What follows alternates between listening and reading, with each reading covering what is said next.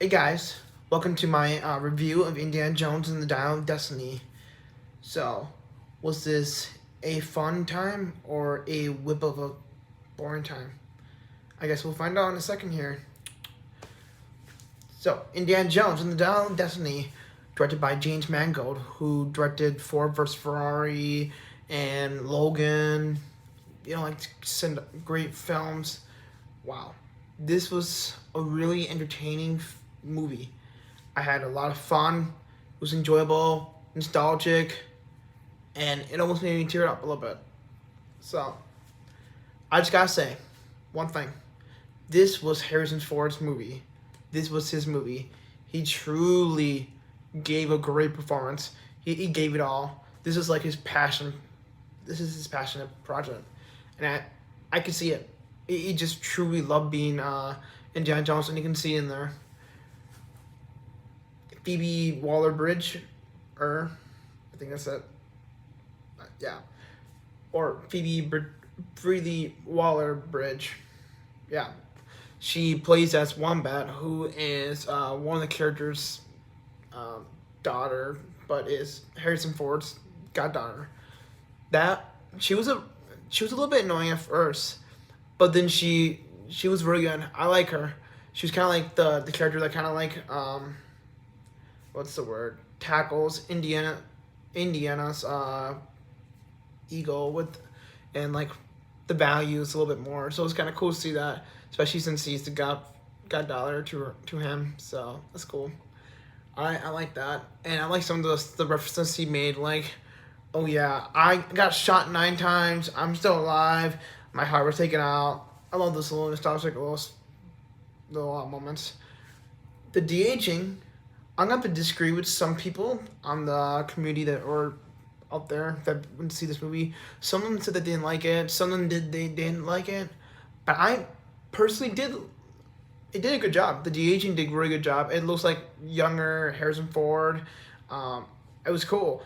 That whole sequence where he is fighting against the Nazis and the younger past him when he was back in the day, like a flashback and all that. Beginning of the movie, that felt like an actual Indiana Jones venture. That was fun.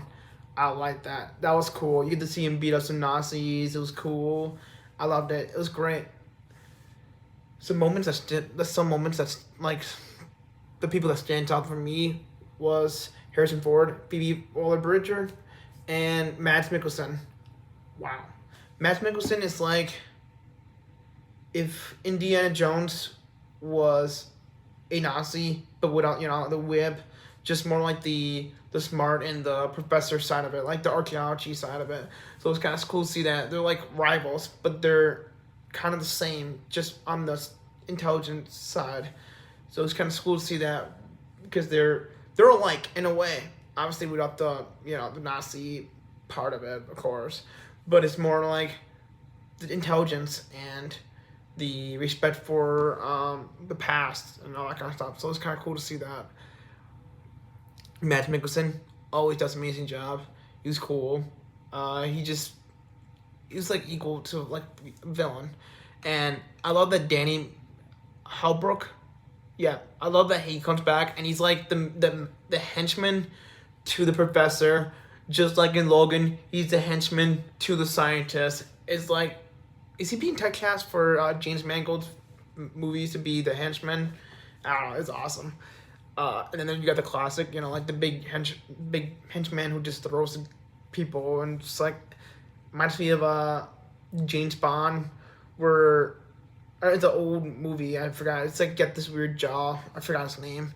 He picks up people and throws them, and it's funny. I love it. It reminds me of that. But Nazi, bad guy. So it's kind of cool to see that. I like that. I like that they have like a character in this movie. I forgot his name. He's like the short round to Phoebe's character, Wombat. It's cool to see that. So it's not really passing down the torch. It's just more like, oh, it's like another version, but she's more different. Not like the next Indiana Jones or anything like that. It's just kind of cool that there's a version like that. So it's cool. So, um, I did like the villain. I just wish that there's a scene where he gets injured. I just wish there was like a left a mark on him instead of like, oh yeah, he got hurt and he's fine. No, we need a cool mark or something. There's some moments in CGI in this movie that's kind of like meh. I didn't like that. Like the motorcycle chase and yeah. The time travel in this movie, FY, at the very end, it was a little bit too much. I mean, it was cool, but it was a bit much. Like, oh, okay, I guess. But if it wasn't for Harrison Ford's like standing out like performance, then I wouldn't have been fine with it. But his performance truly dragged me to stay and continue watching. Yeah, James Mangold did a great job. It didn't really have that Spielberg that we were looking for, but it still was great enough for a send off. And I like the future affecting Indy as the past. You know, he's no longer in the past. He's in the future, and there's changes and it's different. I like that a lot. That was cool. So, check out Indiana Jones and the Dial of Destiny, and you get to see Harrison Ford's best performance he has, and it's amazing. So, check out my videos and leave a like and subscribe. Yeah.